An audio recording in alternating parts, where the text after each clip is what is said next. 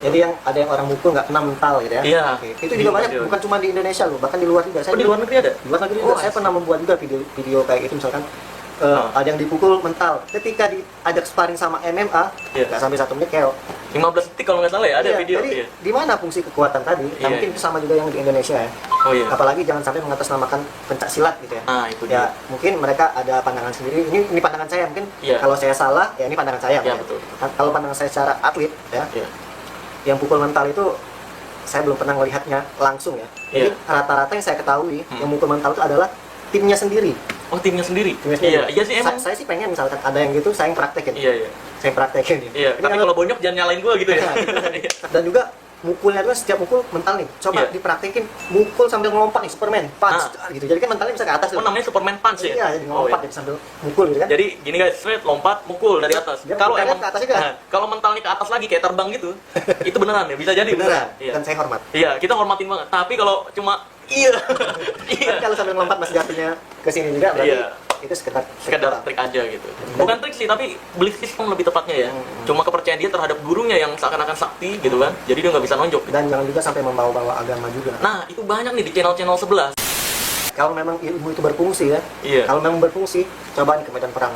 Mungkin peluru, pistol udah nggak main lagi. Orang udah belajarnya mungkin jarak jauh kayak gitu aja. Iya, enak ya. Perang. Sep. Mental. Assalamualaikum warahmatullahi wabarakatuh. Bersama saya lagi Abuya Dr. Adil Akhyar dari Medan. Kali ini dunia YouTuber sudah memporak-porandakan istilah-istilah tenaga dalam, ilmu kebatinan sebagai sesuatu hal yang ada hubungannya dengan jin, dengan sihir, dengan sulap. Bahkan dikait-kaitkan dengan dunia hipnotis. Masya Allah. Saya hanya akan menguraikan sedikit saja. Sahabat Nabi itu rata-rata memiliki kemampuan yang bukan karomah, tapi memang betul-betul diolah oleh mereka. Kemampuan fisik mereka, atau istilahnya kraftologi. Jadi kekuatan tenaga dalam yang diolah oleh mereka karena dianugerahkan oleh Allah, karena mereka orang-orang takwa, orang-orang yang dekat dengan Allah, sehingga rahasia alam dibuka oleh Allah Subhanahu wa taala. Misalnya Tamim Dari radhiyallahu taala anhu, dia bisa menggiring lahar. Dan pada waktu itu banyak juga sahabat-sahabat yang lain. Kenapa tidak disuruh sahabat-sahabat yang lain? Karena Sayyidina Umar radhiyallahu anhu tahu bahwa Tamim Dari radhiyallahu anhu memiliki kemampuan itu. Gunung Merapi meletus, maka Tamim Dari yang diutus oleh Sayyidina Umar untuk menyelesaikan masalah Gunung Merapi. Bayangkan, lahar dia giring. Hadirin yang mulia. Kemudian Uqbah bin Amir berjalan di atas lautan dengan pasukannya menuju Amerika. Bukan sendiri saja, tapi dengan pasukannya menuju Amerika. Uqbah bin Amir. Ini kekuatan apa? Kekuatan jin kah? Sihir kah? Nah, kemudian ada lagi sahabat Nabi, Qaqqa' Amr At-Tamimi radhiyallahu anhu. Kekuatannya sama dengan kekuatan 1000 prajurit yang terlatih. Bukan sama dengan kekuatan manusia biasa, tapi prajurit yang terlatih. Al-Bara' bin Malik, kekuatannya sama dengan kekuatan 100 orang tentara yang terlatih. Bahkan Al-Bara' bin Malik dalam satu hadis, beliau sebelum perang masuk ke dalam istana, melompati tembok istana. Hadirin yang mulia, tembok istana bukan 2 meter, 3 meter, tapi 15 meter, 20 meter. Itu bukan lompat namanya, tapi terbang. Pakai apa terbangnya? Pakai pesawat, pakai drone, pakai tali, pakai lompat galah. Hadirin yang mulia, ada yang di bawah mereka, bukan sahabat, hadirin yang mulia, levelnya tabi'in. Tidak begitu terkenal, tapi terkenal di alam Jabarut dan terkenal di alam-alam di komunitas ilmu kebatinan yang mendalami kebatinan. Mereka cukup terkenal. Siapa? Abu Muslim Al-Yamani. Abu Muslim Al-Yamani ini tidak mempan dibakar. Bahkan Musailimah Al-Kadzdzab menangkap Abu Muslim Al-Yamani, kemudian dibakar dengan tumpukan api sampai apinya padam. Abu Muslim Al-Yamani tidak terbakar. Lalu Musailimah Al-Kadzdzab, nabi palsu ini melepaskan Abu Muslim. Dia katakan, wah ini bahaya orang seperti ini kalau dilihat oleh orang-orang, dia kebal. Maka akhirnya dilepaskan.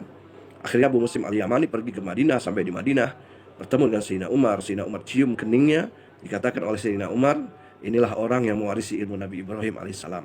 Dan diperkenalkan kepada Sayyidina Abu Bakar, kepada Sayyidina Utsman, kepada Sayyidina Ali, inilah orang yang mewarisi ilmu Sayyidina Nabi Ibrahim alaihissalam.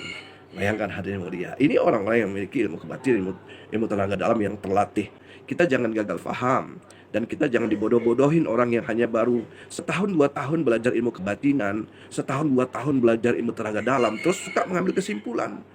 Harus bertahun-tahun, 10 tahun, 20 tahun menekuni ilmu tenaga dalam, ilmu kebatinan, baru bisa mengambil kesimpulan.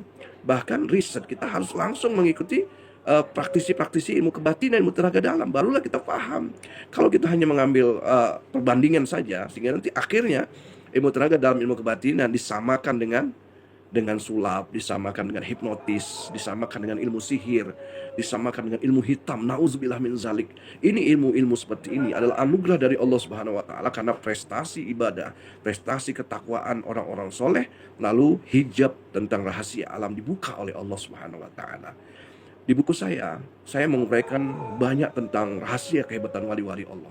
Bukunya terbit di Malaysia. Judulnya Rahasia Kehebatan Wali-Wali Allah, penerbit Pustaka Azhar. Boleh tuan-tuan sekalian membaca buku itu, bahwa saya cerita bukan hanya pandai bicara, tapi saya juga penulis buku. Sudah 23 buku saya tulis dan terbit di Malaysia di Pustaka Azhar, Pustaka Al-Hidayah, Pustaka Darul Nu'man, dan di Indonesia ada 2 buku di Studia Pers sama di Zadul Ma'ad Bandung. Hadirin yang mulia, kita supaya jangan gagal paham, maka simaklah baik-baik, dan video ini jangan di like, jangan di komen, jangan di subscribe, hanya lihat saja, karena saya bukan YouTuber. Salam dari Medan. Assalamualaikum warahmatullahi wabarakatuh.